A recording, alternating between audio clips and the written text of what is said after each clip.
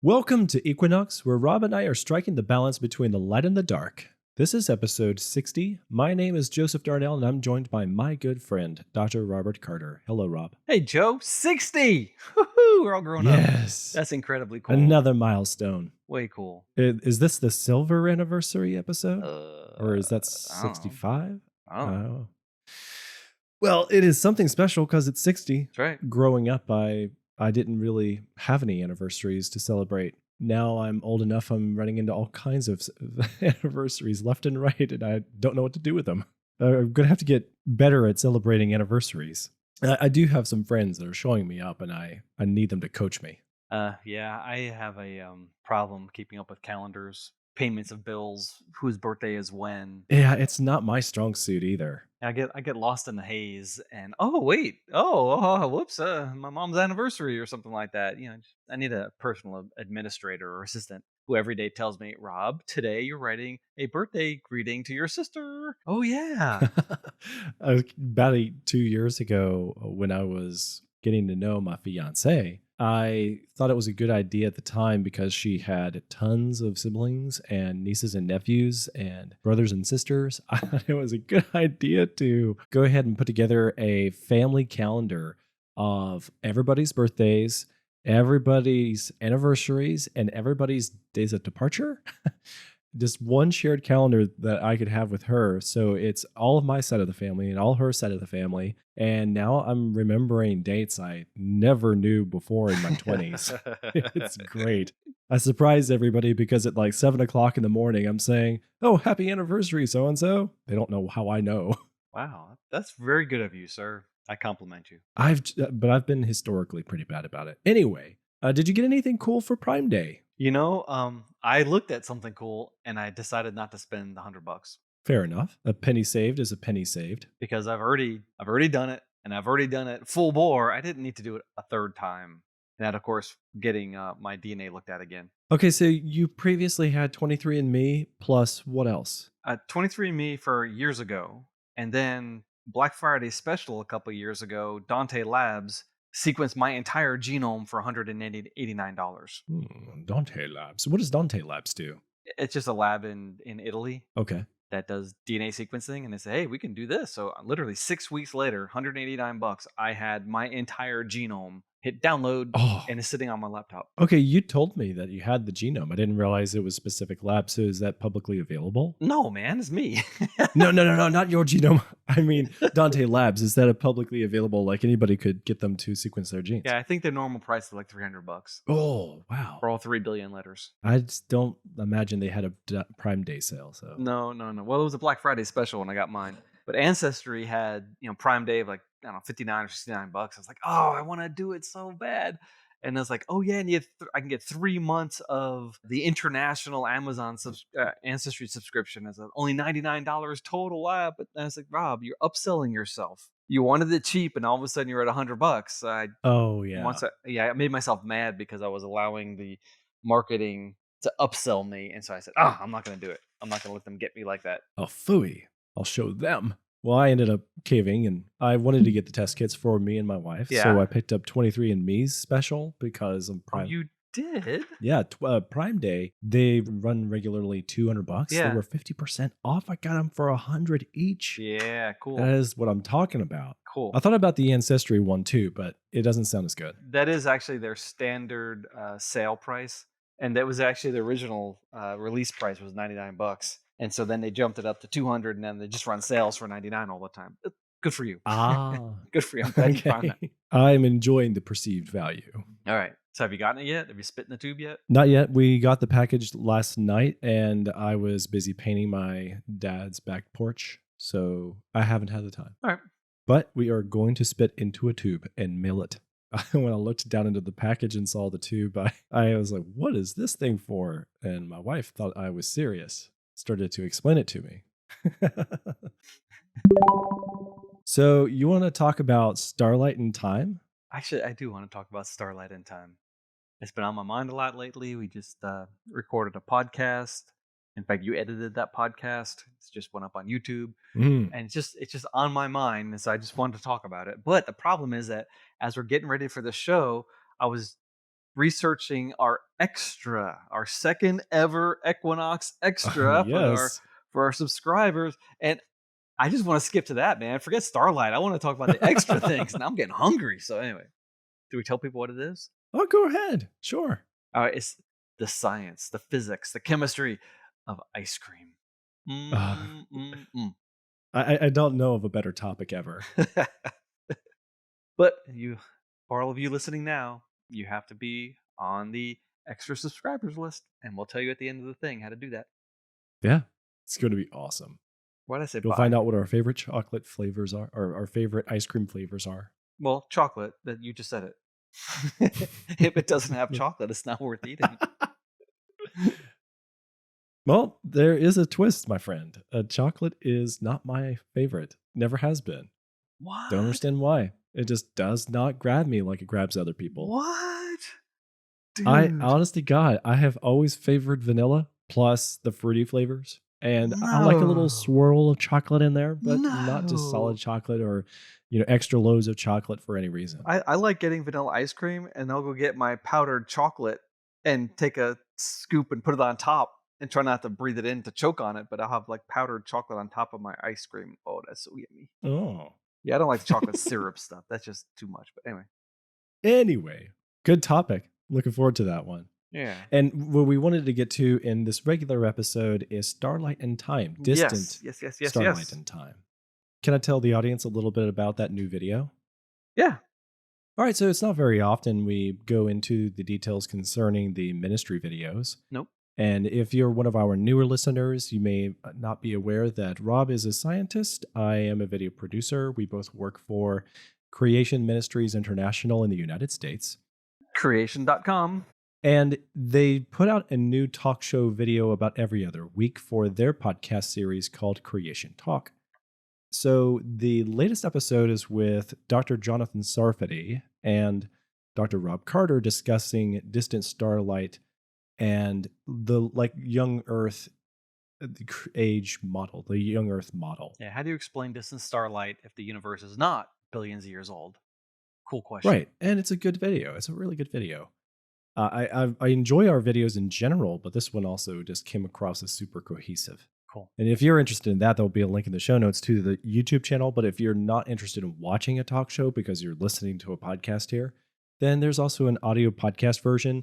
I'm editing these myself, and I do everything in my power to make the audio podcast cut a little notch above. I give it a little extra secret sauce of editing. Unlike my biblical genetics audio podcast, where I listen to it myself later on, I'm like, oh, this sounds terrible, but that's a lot of work just to get it to that state. So, Well, I've been doing this for half of my lifetime, so if I'm not good at it yet, I don't know what I'm good at. But this episode is relevant. We'll be discussing some of the same issues, but I think we can expand upon it because we have more time here. now what we're not going to do is cover Einsteinian relativity, just because we need to do an entire show on Einstein, photoelectric effect, special relativity, general relativity, and how all that works together. Okay, I'm going to throw that into the queue. Yeah, if we do that now, that's all we're going to talk about for the next hour, maybe 2 or 3 hours. Probably not, but I need to think of ways to explain it simply. I've studied this before. I've had conversations on this. I've never tried to explain it to somebody, and that's what is going to throw me.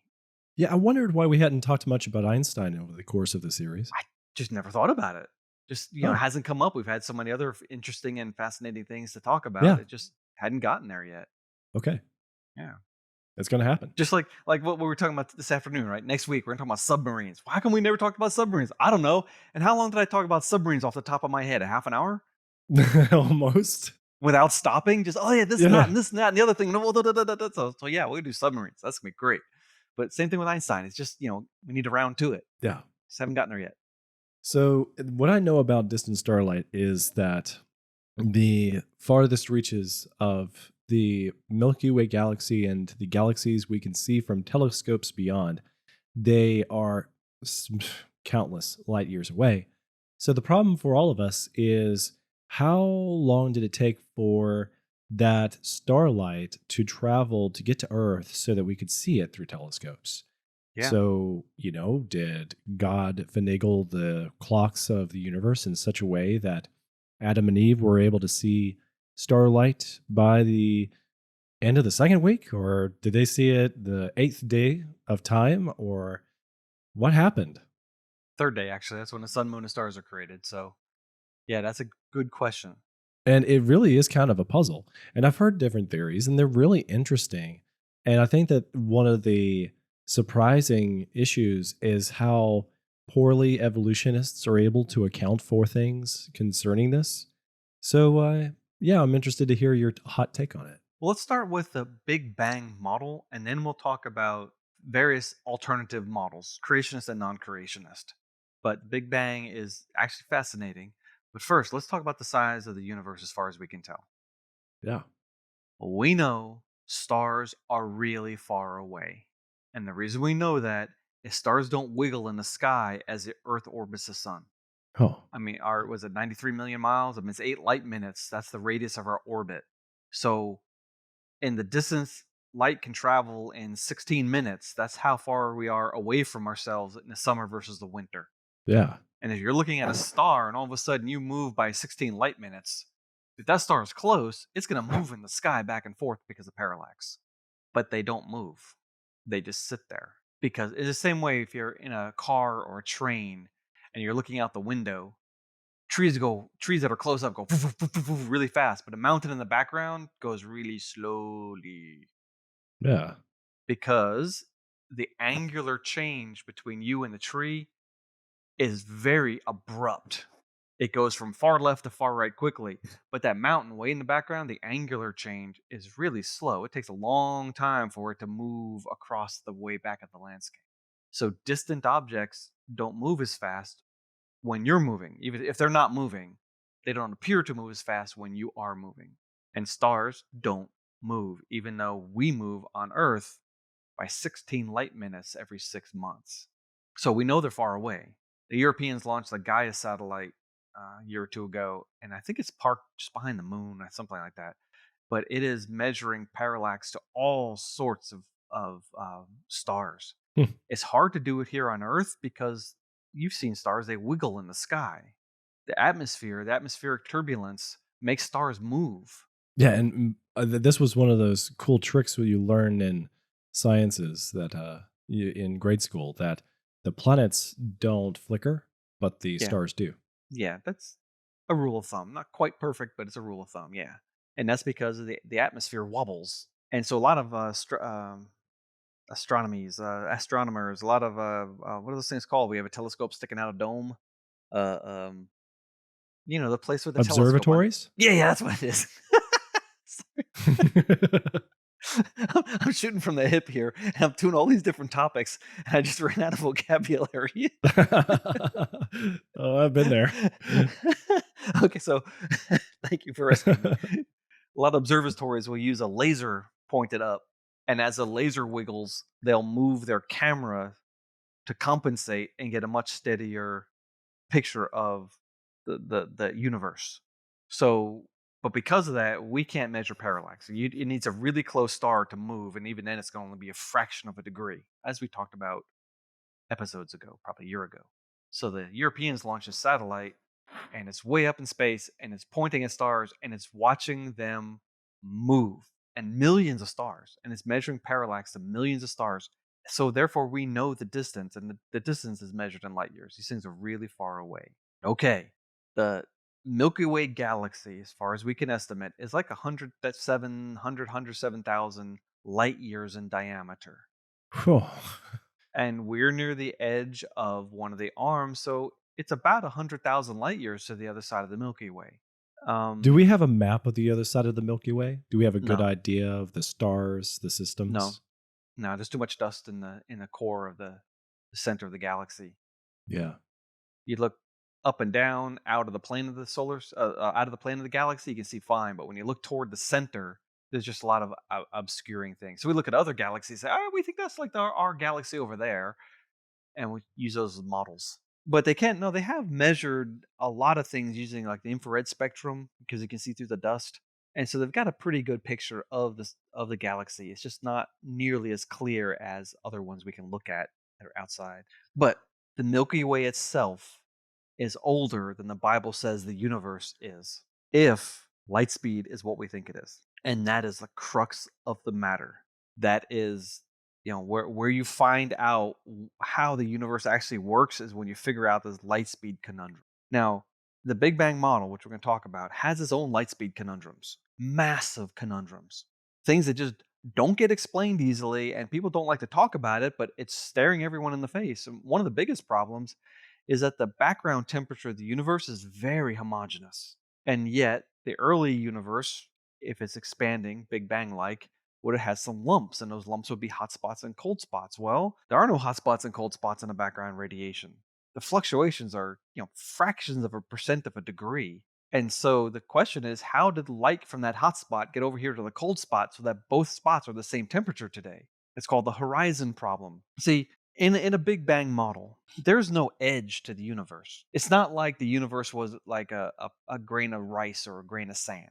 That's not true. The universe we can see in a Big Bang model was that size, but next to that was another grain of rice, and next to that was another grain of rice, and next to that was another grain of rice, and they went on forever.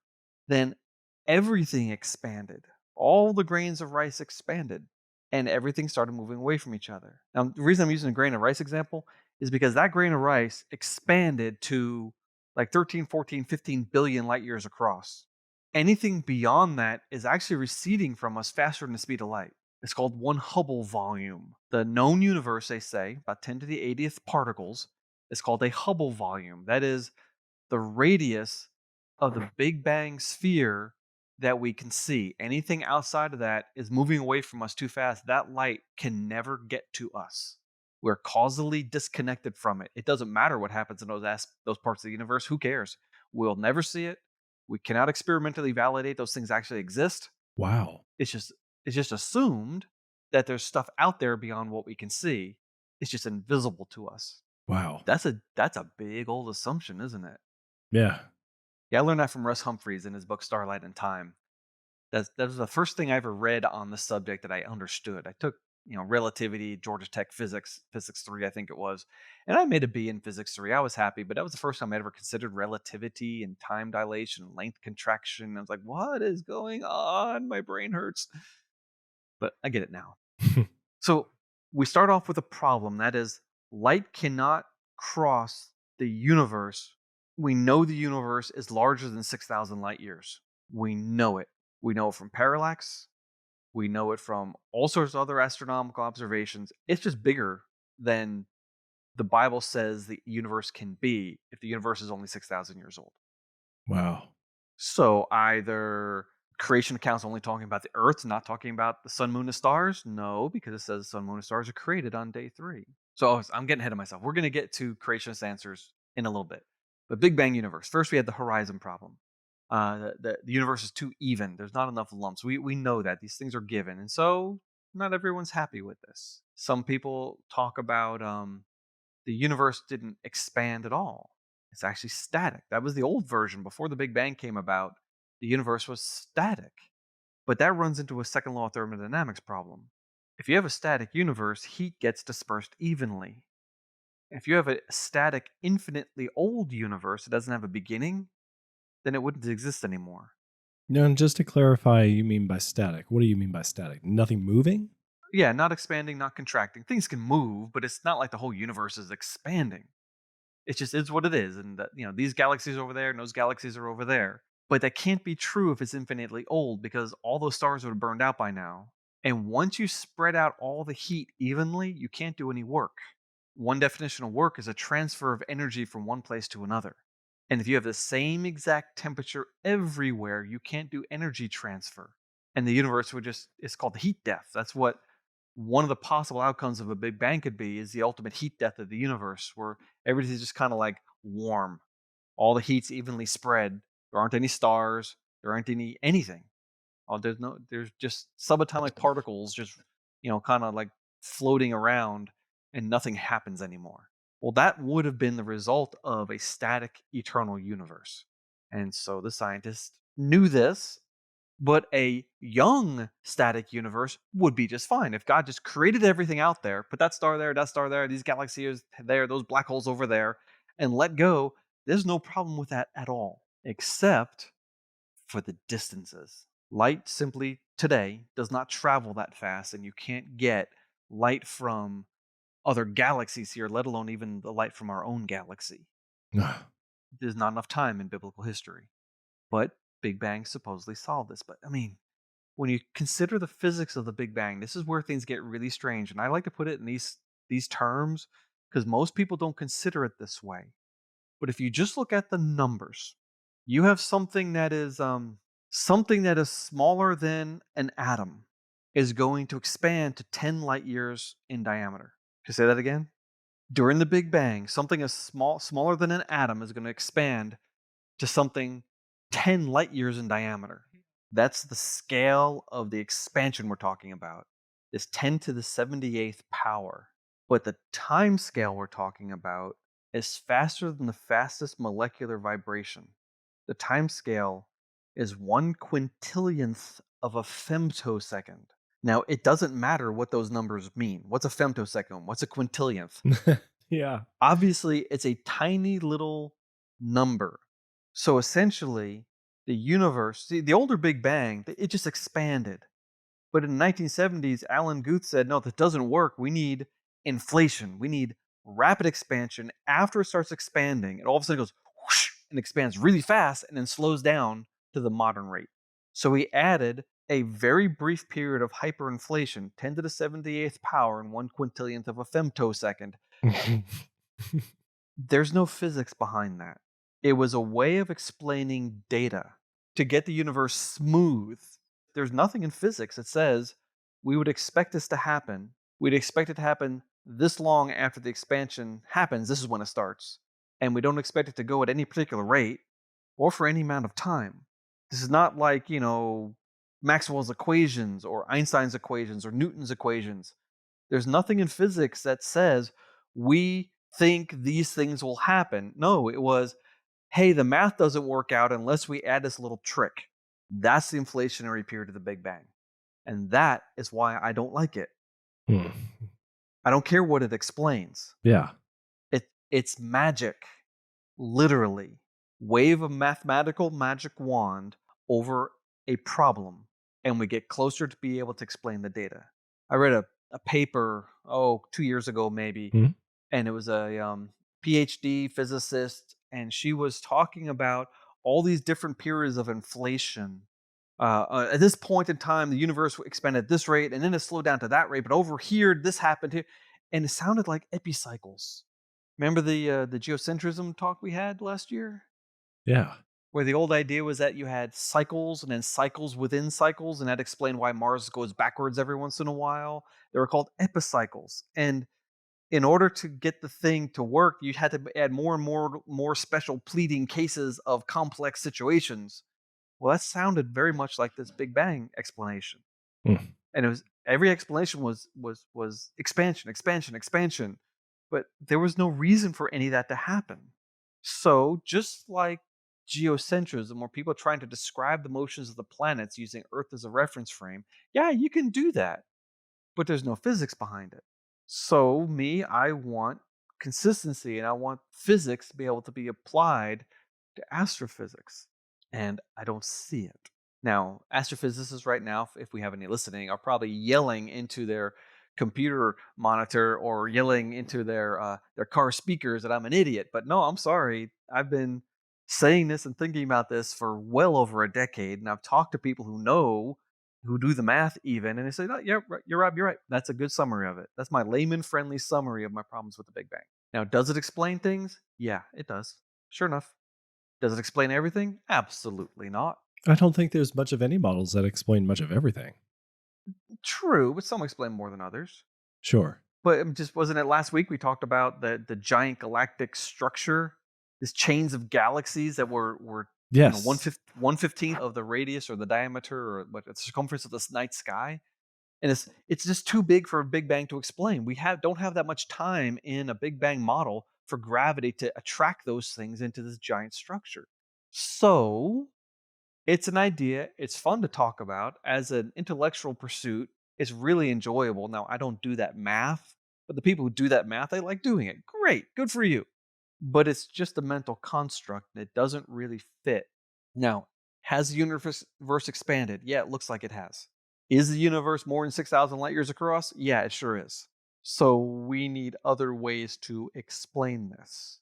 And there are multiple possibilities. I don't know which one could be true. I don't know which one is true. I have problems with all of them. So I have problems with the Big Bang model, and I have problems with all the creationist counter explanations. We simply don't know. And anyone who tells you otherwise is selling something. Sorry, couldn't resist the Princess Bride reference. um, and the reason we don't know is we only have one universe. It's not experimental universe. There's only one, and history only happened once. And the light getting to us is getting to us today, but we don't know how fast it went in the process. We don't know what happened between here and there. We don't know. There's so many things we don't and we cannot know. And that's the problem. We can test gravity. We can test the boiling point of water. We can't test the universe. It's a one-off thing. And so it's more theory than data, honestly. Now, where did the Big Bang come from is a really cool question. Hmm. Edwin Hubble was working on this, and Einstein, he had a static universe. He added a cosmological constant to hold the universe together. He said it was his biggest blunder. But Hubble said, no, no, no, no.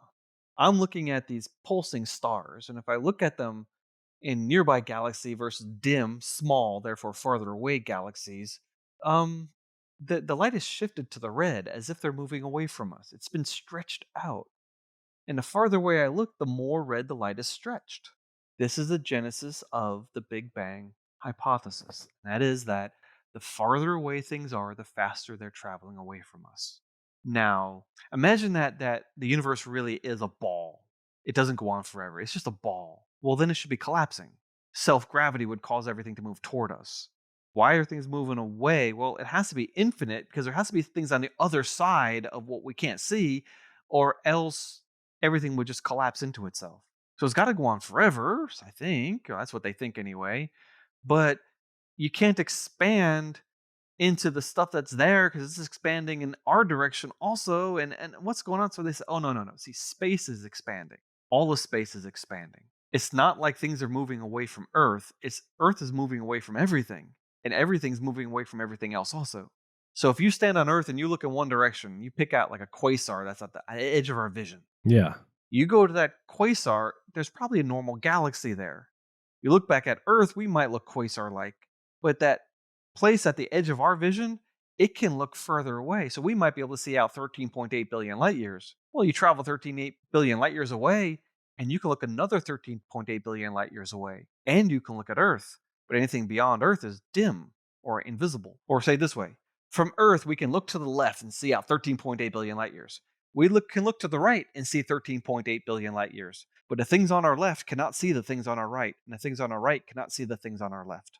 Oh, that's a great way to put it. Yeah. Because they're moving away from each other at faster than light speed. They're moving away from us at less than light speed so we can see them. Away from each other at faster. And that's Wow. the horizon problem again. They're just invisible to each other.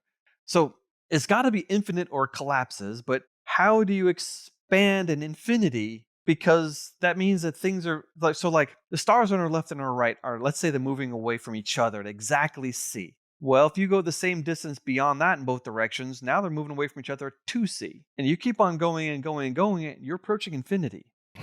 How can things move at infinite speed? What a minute. This doesn't work. Unless the universe loops back on itself, okay, then you don't have the infinite regression problem. But, that's an almost ad hoc explanation. So, you got this Big Bang idea. Yeah. We can see redshift. We can see things moving away. It can't be finite. There has to be stuff beyond what we can see. And then we have new things that get added to it, like dark matter. So It's not super funny. It sounds ridiculous that there is matter that doesn't interact with matter. All we see is gravity. It doesn't produce light, heat, or anything like that, but it has gravitational effects. well, I'm not chuckling because it's funny. I'm chuckling because it's overwhelming.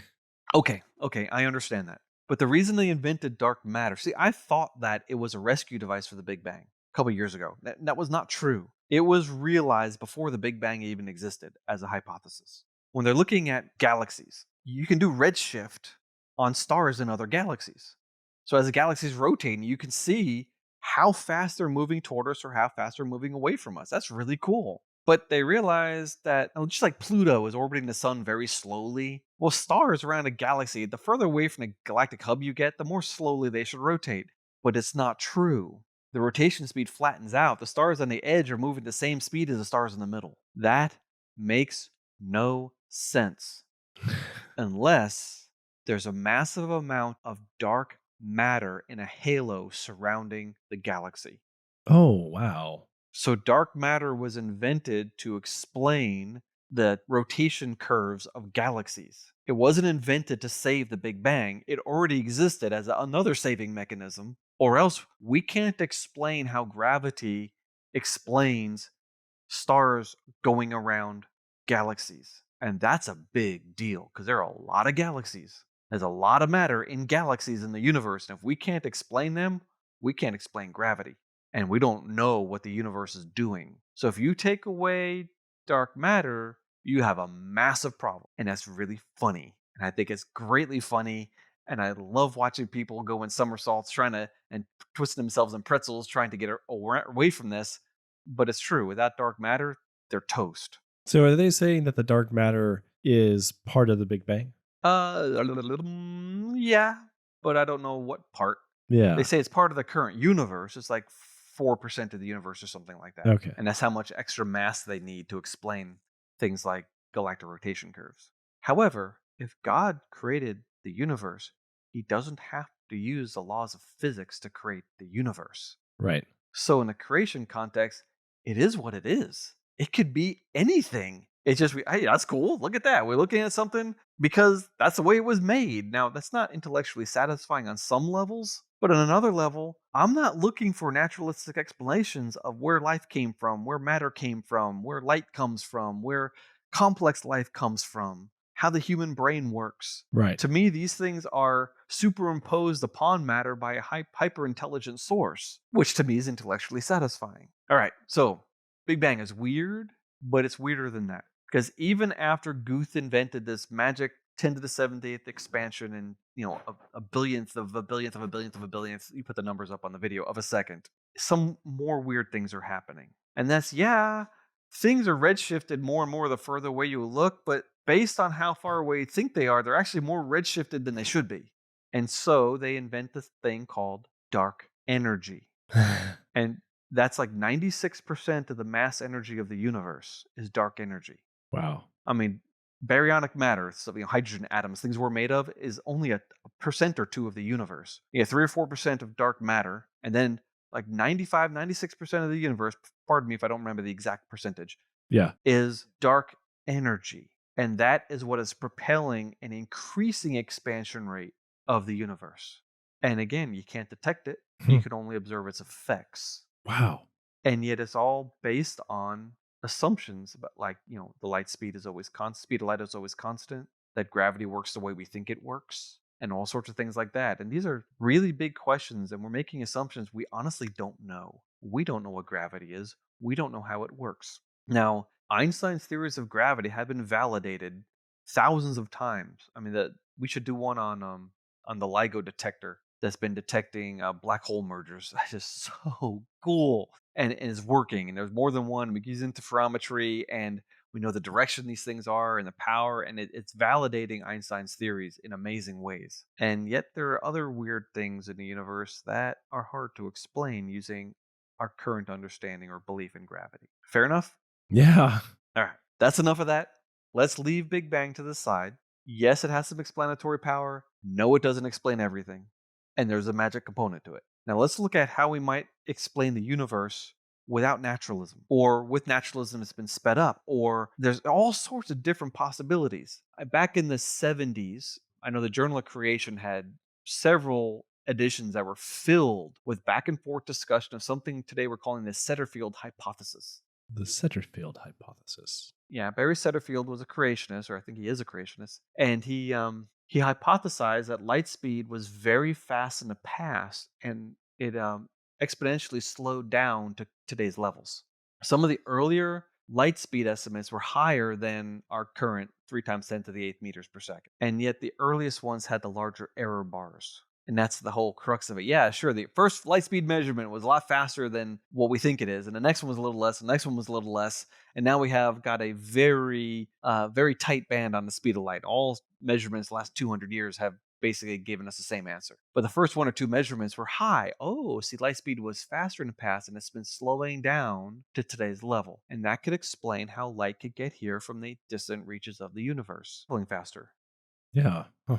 One issue with that, though, is that c, the speed of light, appears in a lot of fundamental physical formulae. And if you change the speed of light, you might like change the structure of an atom or any number of other things. And so it's kind of hard to account for. But I know people have theorized and worked through all that. But at first glance, you look at the formulas, it's like, I think we changed the fabric of the universe if we change the speed of light. But there's a Portuguese cosmologist today, maybe Brazilian, he's got a Portuguese name, who's talking about light being much faster in the past. Really? And again, this takes care of the horizon problem. And there might be some mathematical, some other reasons for it. So it's not like only the creationists talk about it. Secular guys, I hate that creationist versus secular, but the non-creationist, uniformitarian, naturalistic, materialist scientists are also discussing this. A very minority of them are doing that, but some of them are talking about it. And there's no reason for light speed to be constant. Einstein assumed it. It's literally one of the fundamental assumptions of relativity is that the speed of light is always the same, and always the same in all directions, and always the same no matter what direction you're traveling or how fast you're traveling. He said, light speed is constant, therefore mass increases as you go faster, and length decreases as you go faster. Well, wait a minute, what if light speed is the thing that varies? Well, then you need different mathematics. But maybe light speed was faster in the past. I don't think so, but it's a possibility. Okay. Back in the 90s, my friend Russell Humphreys, Dr. Russell Humphreys, wrote a book called Starlight in Time. I read this when I was in my first year of graduate school. I remember I found his email address at the national laboratory he was working at, Oh. and I sent him an email with questions, and he goes, hey, I don't usually use my work address for this kind of stuff. So he sent me his personal email address. That was really cool. And we talked about Einstein and relativity and his thing. He had this thing called white hole cosmology. And it's the idea that, yeah, the universe expanded, but the universe is not infinite. And if the universe is not infinite, if you take the universe and compact it down, you get a black hole. And inside a black hole, time passes very slowly. And if God started off the universe in a black hole and then started expanding that, when matter left the black hole, time would increase rapidly, but anything inside the black hole, time is still passing very slowly. So if the Earth was somewhere inside that black hole, somewhere near the center of it, matter leaves, the black hole shrinks because the event horizon goes down as matter leaves, and then eventually the Earth passes the event horizon, and lo and behold, only a couple of days have happened on Earth, and literally billions of years have happened outside. That is so cool. And there's nothing wrong with that because we're talking about Earth clocks. It's X number of days on Earth for creation week. Okay. So how old the universe is might depend upon where you are in the universe. Very, very interesting. He also, in a further refinement of his model, he realized that as this expansion is happening, there's literally going to be a zone in the center where zero time happens. Oh, wow. So there'll be time and it'll transition to a zero time zone and it'll retransition to slow time, and then the black hole evaporates and now you're in normal time. But Earth could literally have stopped. And if you're on Earth, you would not know you stopped. And I imagine being on Earth and looking out at the heavens as things are leaving the event horizon, and you see fireworks in the sky as galaxies just start pinwheeling and stars start exploding and merging and all this stuff is happening. This is really cool. Now, I don't think the naturalistic model explains stars and the rest of the universe. Clouds of gas don't condense into stars, they disperse. It's a massive problem. How do you get stars formed? Oh, you have a supernova that causes a shock wave that condenses the gas into a star. Great. How'd you get that first star to get the supernova? So there are big problems with this. And another problem is planet formation. Dust orbiting a star falls into the star or gets blown away. Dust doesn't self-aggregate into large clumps. Dust particles, when they're orbiting something and they run into each other, they obliterate each other. So any clumps get blown up. And until you're about 1 kilometer in diameter, you will get blown up every time something runs into you in an accretionary sort of a disk scenario. And they've modeled this. They know this. Given dust at this diameter or this distance from a star that's orbiting, what's the velocity, what's the kinetic energy, and you can't do it. You can't get that transition from something as pebble size to something kilometer sized. Once you get a kilometer sized object, you can build it into a planet. So we can't explain where stars come from. We can't explain where planets came from. We have a big problem. And you look at our solar system, it doesn't make any sense why the gas giants are outside and the rocky things are inside, et cetera, et cetera, et cetera. Our solar system doesn't make any sense, and the Neptune's lying on its side. The axis is not like, if Earth's axis is up and down, then Neptune's axis is almost lying flat. What? How could that have evolved from a planetary disk that's orbiting? All the planets should have about the same direction. And a couple of planets are spinning backwards compared to Earth. So I don't for a second believe that naturalistic theories can explain what we see.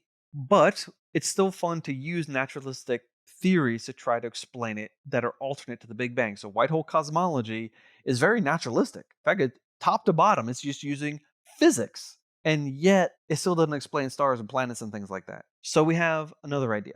Again, this also doesn't explain it, but it's still a cool idea.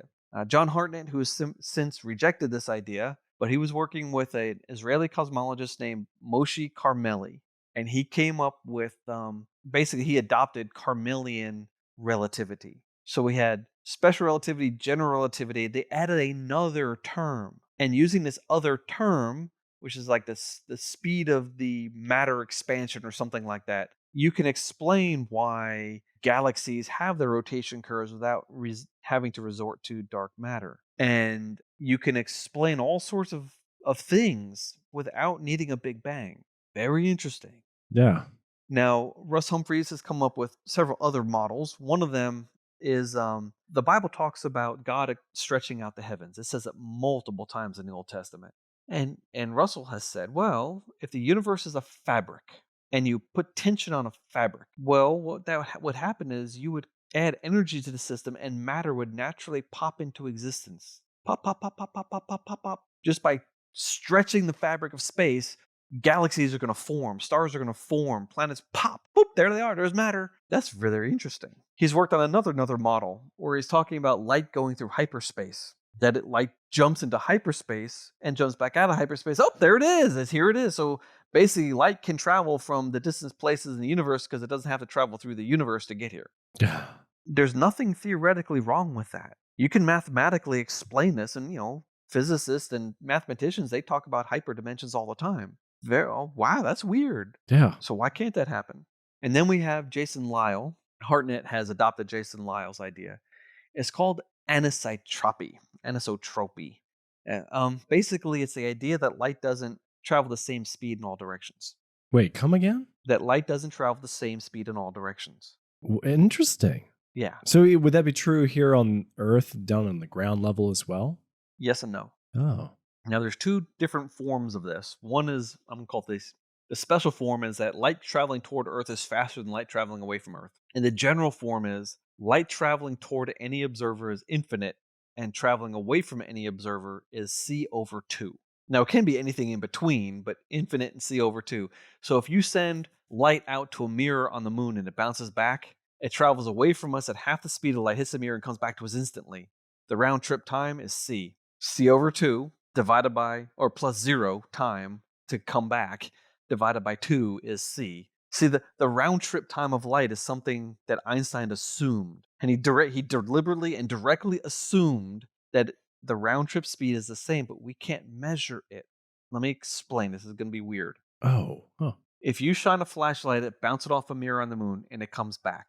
You know how far it went, and you know how long it took, but you don't know how fast it was traveling while it was traveling. Yeah, both ways, yeah. Both ways. It could be going real fast at some times and real slow at other times, and you would never know. All you know is how long it took to get back to you and how far it went. It's the same way as like, hey, Mom, I'm going to the store. Okay, drive slow, little Johnny. Sure, Mom, I'll drive slow. Get to the store, turn around, and then park at the end of your neighborhood. Wait for 10 minutes. and then drive nice and slow into the neighborhood and pull up into the garage. Hey, mom, I drove slow the whole time. Aren't you proud of me?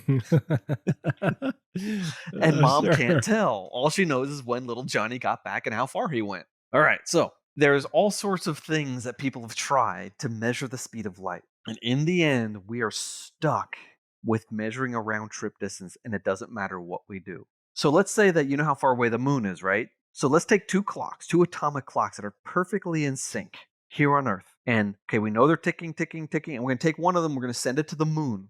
And at noon tomorrow, I'm going to turn on my flashlight at exactly noon. And you look at your clock and you tell me when my flashlight beam gets there.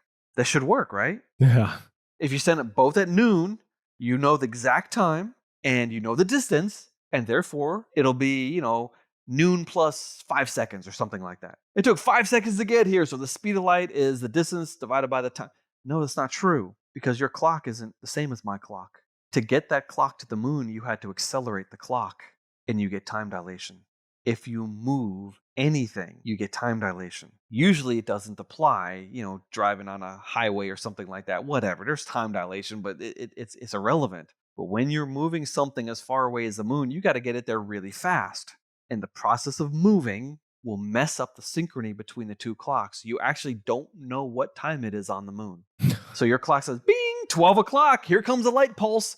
But you have no idea when the light pulse is actually going to be sent. And there's zero ways. You cannot synchronize the two clocks, no matter what you try. So the best you can do is send light at, bounce it off something, and have it come back. It's called the two-way speed of light problem, and you cannot resolve it.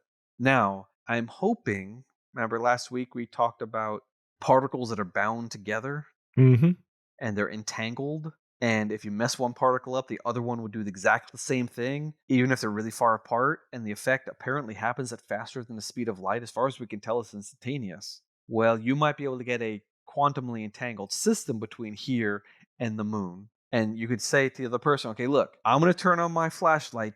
At the same instant, I'm going to mess up this quantumly entangled particle. So when the quantum entangled particle on your end rings the bell or something, wait for the light flash and just tell me how long it takes. That can happen. But there's also a problem with gravity in that time passes faster on the moon than it happens on Earth. Clocks don't tick at the same rate because of gravity. So you would have to factor that into your calculation. Oh, but we don't have synchronous clocks anymore. Oh, I'm going crazy. So maybe we can do it on Earth. Straight line distance between here and someplace as far away as we can see, but then you have atmospheric aberrations. So maybe you can do it in space with two space stations exactly the same distance away from the sun, except by going in a straight line, you're taking a chord and the light beam is actually going to get closer to the sun at the midway point and then further away from the sun again, because you're not going to be able to shoot light at a curve. It's not going to follow the orbit of your space stations, which is a circle. It's going to take the straightest line across. So you have to get outside the solar system. You get as far away from any gravitational bodies you can possibly get. Take two things that are so far apart, get them quantumly entangled, agree upon a rule of system of when you're going to send the light pulse, and then you can start timing, and then you have to collect the data and get it back to Earth so we can figure it out. So maybe that can happen someday, but it's only theoretical. We cannot physically do it right now. We do not know how fast light goes. Enter Jason Lyle. And he said, well, the synchrony convention is an assumption. What if it's asynchronous? What if light speed as it's traveling toward the observer is infinite speed? Therefore, when we look at the heavens and we see things happening, we're seeing it in real time. Black hole merger, it didn't happen billions of years ago in some faraway galaxy. It happened literally a minute ago, and we just detected it a minute ago. Oh, wow. Huh.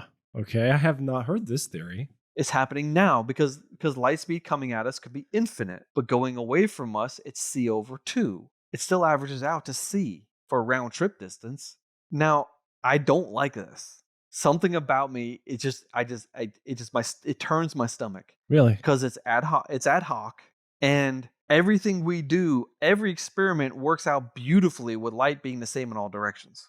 It could be different because, with just an assumption, but why do we even question the assumption when it always works out when we assume it's the same in all directions? Also, if you start changing the speed of light, you might start changing the passage of time. And that's an interesting question because light, speed, and time are intertwined somehow, according to Einstein. And if you start changing the speed of light, maybe things are moving slow or happening slower, in which case the effect will balance out. Or maybe things are happening faster when you're far away, in which case, I don't know. It just gets very strange very quickly. And the other issue is when we're just talking about the universe, you can't tell the difference between things happening today instantaneously and God started creating the universe billions of years before creation week. And he created it in concentric circles. First, he created things that are furthest away, the quasars. Then he created the distant galaxies, then the medium distance galaxies, then the close galaxies, then stars in the Milky Way, and then the local stars. And all that light got here on day 3, but it started traveling billions of years ago. I don't like that answer either. Yeah, it's kind of confusing, to be honest. Well, if light is traveling toward the Earth, when he creates a distant things first, and as the light travels inwards, he creates the next ring of things, and that light starts traveling inwards with the outer light also. It's ding, ding, ding, ding, ding, and they all get more and more and more things, and he's like that traveling wave of light, and as that wave is going toward Earth, God's creating things in series. I don't like it for a lot of reasons. One reason is that would mean that he started creating the edge of the Milky Way 100,000 years ago. And then he created stars in the Milky Way coming closer and closer to Earth at the speed of light. But the Milky Way looks like it's gravitationally bound. Oh, right. So he would have to create those first stars would have to be moving with nothing to hold them in place yet. So that's weird too. I don't like that. But you can't actually tell the difference between that and Lyell's hypothesis. Yeah, but like you were saying, it does seem like it's the clunkiest of the theories. Yeah, so I don't like that either. So maybe Danny Faulkner has an idea that God just kind of brought the light to us. I don't like that. I don't like that phraseology.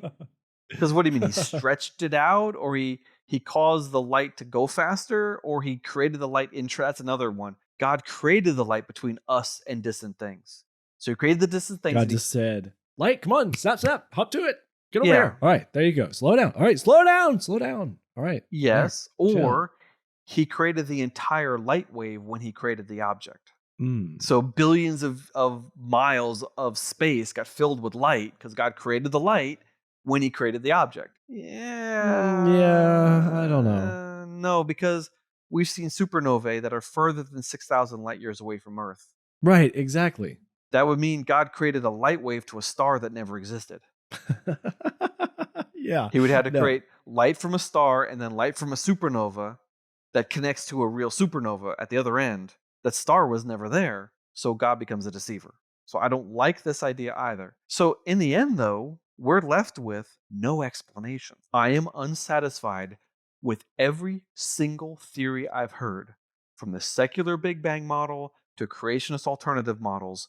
Nothing actually works. And forget multiverse, bubbles within bubbles sort of things. It just, nothing works. Nothing explains the universe. It defies rational, naturalistic explanations. And that's one of the most wonderful things about the universe. That is really wild. All right, so we can talk forever on this, but I think that's probably enough. And I think everyone's eyes are totally glazed over. What on earth are we talking about? But that's what it is. The universe is cool because we don't understand it. Yeah. We still awe and wonder and marvel when we look at the skies, because the skies make no sense. Well, I don't think you ever have to make apologies for putting people to sleep. The content's really good. People tune in for this stuff. I wouldn't say fall asleep. I said eyes glaze over, as in I don't understand. But nobody just chew your food more slowly. Listen to this podcast on half speed. Maybe you'll get it better. But the take home point is this: even Albert Einstein didn't understand the universe. Nobody does. Therefore, it's okay to not be able to explain the universe. That's a really good way to put it. Okay. Wow. Good show, Rob. Thanks, man. I almost wish that our podcast or our talk show at Creation could even follow up this and say, hey, if you wanted to hear more from Dr. Carter talking about these things after you watched the Creation talk, just because you're able to say a whole lot more than they were able to say in that 25-minute episode. Yeah, but also because we're kind of what's that called? Night lighting. That's not right. Moonlighting? This is a side moonlight. We're not getting paid for this, but it's a side project of ours. Just like my biblical genetics is a side project. Yes, we are night So owls. I feel, I feel a good one. I like that. I feel perfectly fine to reference creation.com and my old articles and things in my side items, but the reverse is not true.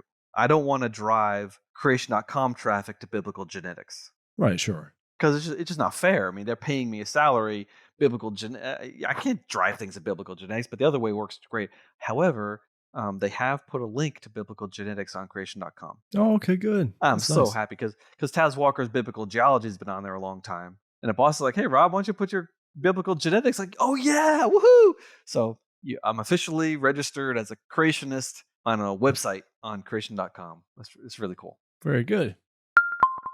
So thanks so much for joining us on this quest from this side to the other side of the Milky Way and beyond. And if you found this episode interesting in any way, consider sharing this episode with your friends and family. This episode's links and show notes are available in most podcast players with this episode, with this show, but you can be sure to find them at nightowl.fm/equinox/60. And if you want to get Equinox Plus, that's the other podcast where we're going to talk about ice cream included in the bonus episodes. So you can get to hear that episode from us with Equinox Plus. There's a link to the Patreon page in the show notes, so you can go check it out.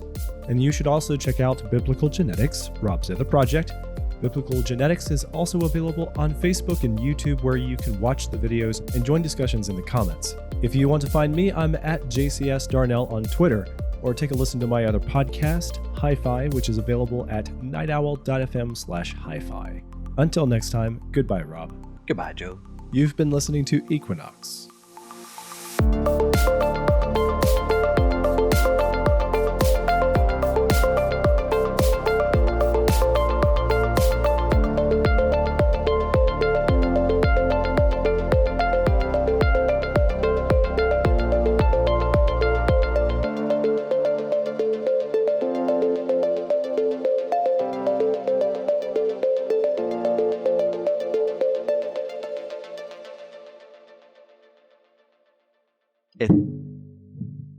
That was a cool noise. My bad. Whatever that was cool. I just bumped the boom arm, that's all. Oh, it sounded like a gong. Bong. You should leave that in there as a sound effect. Tong. Sure.